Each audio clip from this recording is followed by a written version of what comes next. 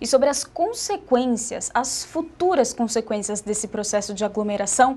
Diante do Carnaval, a gente conversa com o infectologista e presidente do Departamento de Imunizações da Sociedade Brasileira de Pediatria, Dr. Renato Kifuri. Boa tarde, bem-vindo mais uma vez.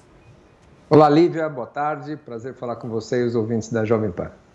Bom, doutor, vamos lá, né? Parece até aquele mesmo enredo do Natal e Ano Novo, só que agora nós temos um elemento extra, né? A nova variante do coronavírus. São Paulo confirmou o caso da variante em um paciente que não esteve em Manaus. Então, doutor, a chance dessa mutação estar circulando por aí nesse Carnaval é alta? Olha, Lívia, eu acredito que a mutação, quando nós começamos a detectar um ou outro caso, é porque nós já temos vários, né? A velocidade nossa de sequenciamento, de detecção é muito menor do que a capacidade de dispersão do vírus.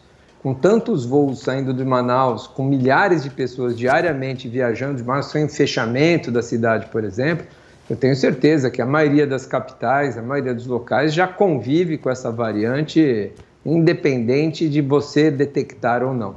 Então é o que você falou, nós temos um ingrediente novo, né, nessa situação parecida com o que a gente viveu no final do ano, nas festas de Réveillon, e que se traduziu em janeiro por esses aumentos e índices alarmantes de número de casos, registros recordes de médias móveis mais altas, muitos estados atingindo o número de casos e mortes como nunca se viu na epidemia, para muitos locais o pior momento da pandemia. E vamos torcer para que este fim de Carnaval seja um pouco mais comedido, para que a gente não repita o que aconteceu em janeiro, no final de fevereiro e março. Doutor, e essa alta de casos, o colapso em Manaus, tem na conta as festas de fim de ano? Eu te pergunto isso, já puxando para saber quais serão as consequências das aglomerações de Carnaval. Olha, Lívia, a gente vem aprendendo com essas novas variantes. Manaus é sempre um local muito interessante de ser estudado, porque a gente vinha acompanhando com alguns estudos o número de infectados já no município, que chegava a 60%, 70%.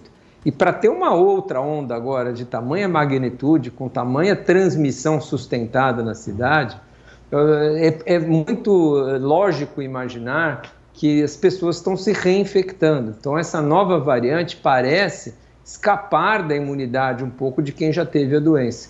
Então, é preciso ficar de olho, sim, porque nós temos uma circulação de pessoas aumentada, com uma variante nova capaz não só de transmitir mais, mas provavelmente reinfectar aqueles que já foram expostos. Então, nós estamos num momento muito delicado, muito preocupante.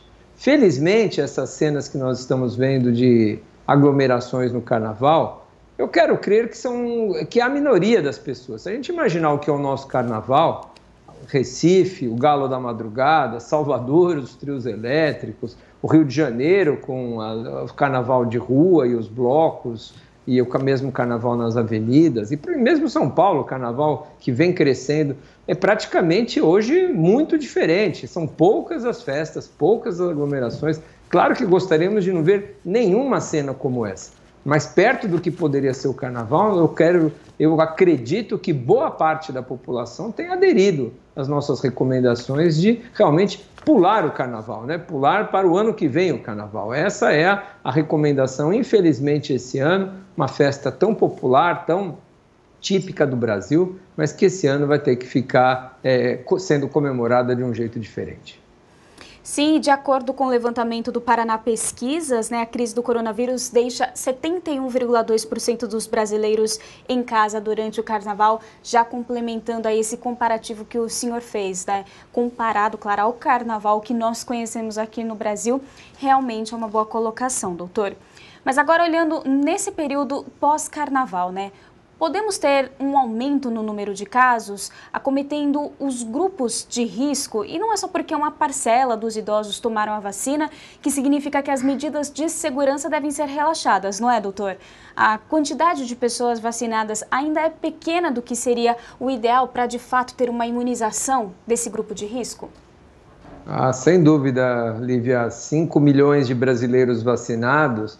Nós nem protegemos a totalidade dos trabalhadores da saúde, nem os idosos acima de 75 anos. Então, nós temos ainda muita gente para ser vacinada e essa vacinação ainda não impactará de maneira importante em reduções de hospitalização e morte. Nós acho que hoje temos um cenário que é propício para uma disseminação maior do vírus. Essas variantes encontram aí na população uma menor, vamos dizer, resistência à sua transmissão, então ele se transmite de maneira mais fácil. E com essa aglomeração, com essas aglomerações, vamos dizer, por menos importantes que elas possam ser proporcionalmente com a população, são suficientes para promover uma circulação maior.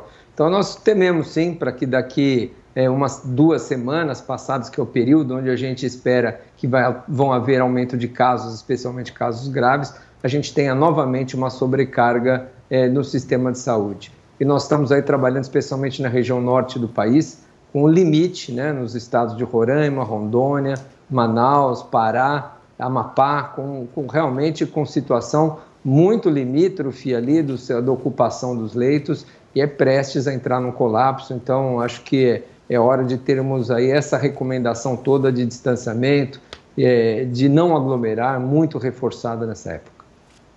Nós conversamos com o infectologista e presidente do Departamento de Imunizações da Sociedade Brasileira de Pediatria, Dr. Renato Kifuri. Muito obrigada.